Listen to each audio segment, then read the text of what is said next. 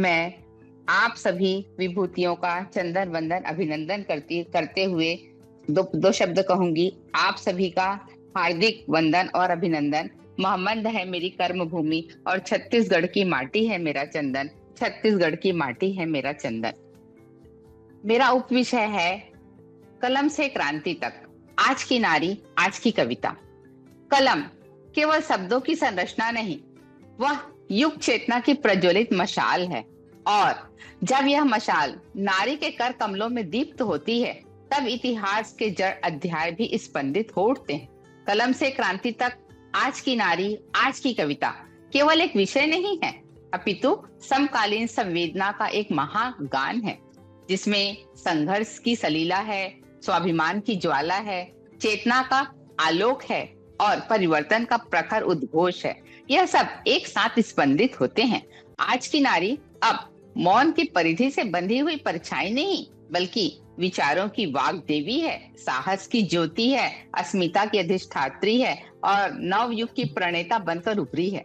उसकी लेखनी अब करुणा के कोमल अक्षरों तक सीमित नहीं है, बल्कि वह अन्याय के कीलों को ध्वस्त करने वाला वज्र निनाद बन चुकी है।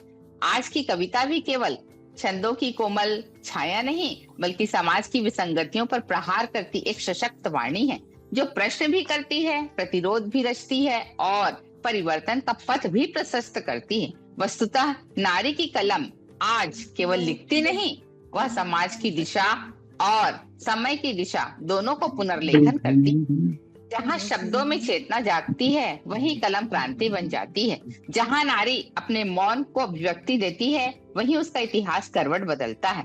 आज की कविता केवल सौंदर्य का अलंकार नहीं, वह अस्मिता, संघर्ष और स्वाभिमान का सजीव घोष है।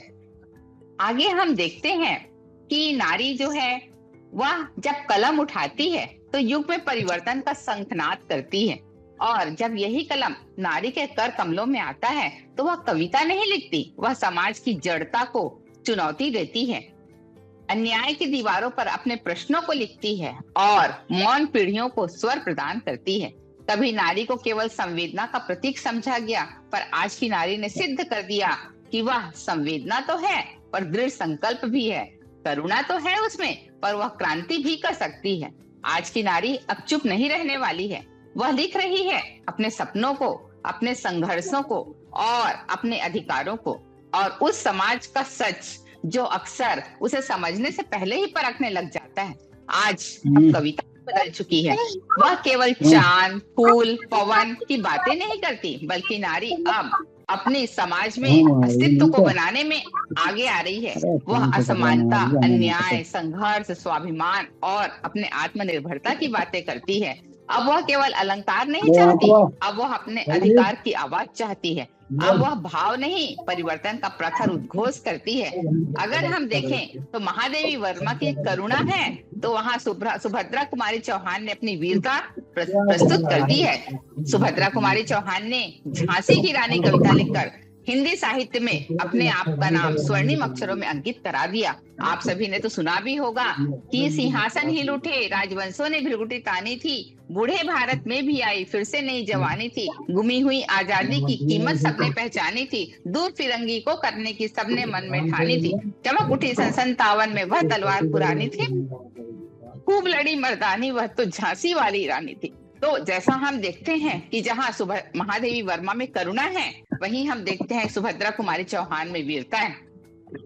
अमृता प्रीतम की में आत्मा की पुकार है, वह आज की युवा कवियत्रियों की निर्भीक अभिव्यक्ति है।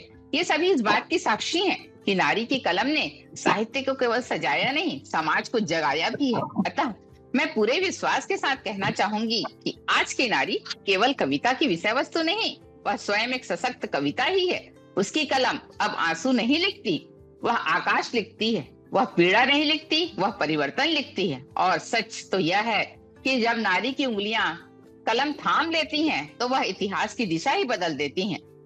जब नारी की चेतना कविता बनती है, तो युगों युगों की जड़ता टूट जाती है। इसीलिए कलम से क्रांति तक की यह यात्रा आज की नारी की नहीं, पूरे समाज के जन जागरण की यात्रा है। नारी जब शब्द रचती है तो कविता जन्म नहीं लेती, युग की चेतना ही जाग जाती है। उसकी कलम की नोक पर स्याही नहीं, सदियों का मौन, संघर्ष और स्वाभिमान स्पंदित होता है। जहाँ नारी लिखती है वहाँ इतिहास पढ़ा नहीं जाता, पुनर्लिखा जाता है। आज की कविता कोमलता का दर्पण नहीं, चेतना का प्रचंड दीप स्तंभ है। जिस दिन नारी ने कलम थामी, उसी दिन समाज की जड़ता की नींव दरकने लग गई। वह अब करुणा की प्रतिमा नहीं, विचारों की वज्र रेखा बन चुकी है। आज की नारी मौत की परछाई नहीं, अब व्यक्ति का उगता हुआ सूरज है। उसकी लेखनी में अब आंसू नहीं है, वह अन्याय के शिलाखंडों पर प्रहार कर रही है। कविता जब नारी के अंतर मन से निकलती है तो वह छंद नहीं, चेतावनी बन जाती है। नारी की कलम ने केवल साहित्य को नहीं संवारा, समाज की आत्मा को भी झकझोर कर रख दिया है। अब वह किसी कथा की पात्र नहीं, स्वयं युग कथा की रचयिता है। आज की कविता पुष्पों की सुगंध नहीं, संघर्षों की अग्नि को अपने भीतर संजोए हुए है। नारी जब लिखती है तो शब्दों में संवेदना, विचारों में विद्रोह और आत्मा में आलोक का जन्म होता है। कलम उसके हाथों का साधन नहीं, समाज परिवर्तन का एक दिव्य शस्त्र है। आज की नारी की कविता केवल सुनाई नहीं देती, वह भीतर तक उतरकर हमारी चेतना को जगा देती है। अब वह चुप्पी की छाया नहीं, स्वाभिमान की ज्योति है। अब वह केवल कविता नहीं, परिवर्तन की अमिट प्रीति है। नारी की कलम जब जागती है तो युगों युगों का अंधकार पिघला देती है, और उसके शब्दों से ही नव भारत का स्वर्णिम सवेरा निकलता है। कलम और क्रांति। आज की नारी एक इसकी मिसाल है। ऑपरेशन सिंदूर में जहां हमने व्योमिका सिंह और सोफिया कुरैशी ने देश का नेतृत्व करके पाकिस्तान को दूर तक खदेड़ दिया, यह इस बात का ही परिचायक है कि अब नारी केवल कलम नहीं, वह क्रांति की भी मिसाल है। आप लोगों ने मुझे, अवसर है तो मैं कुछ और भी कहना चाहूंगी, और अगर समय हो गया होगा तो आप मुझे बता दीजिएगा, अन्यथा मेरे पास अभी कहने के लिए अपने वक्तव्य और भी हैं। जैसे हम देखते हैं कि हिंदी साहित्य की विभिन्न विधाओं में बहुत सी लेखिकाओं ने अपनी लेखनी को साहित्य जगत में चलाकर अमर कर दिया है। महादेवी वर्मा को देखें, हिंदी साहित्य की महान लेखिका, कवयित्री, निबंधकार और छायावाद की प्रमुख आधार स्तंभ, जिन्होंने आधुनिक मीरा की भी उपाधि साहित्य जगत में पाई है।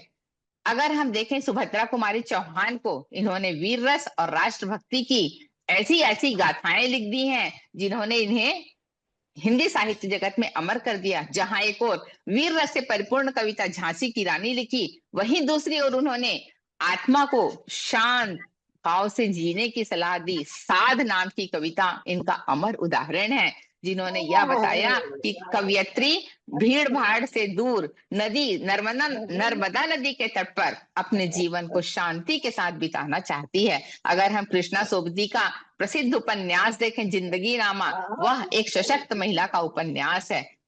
आज की नारी जो है केवल कविताएं नहीं लिखती, वह युग को बदलने की क्षमता रखती है।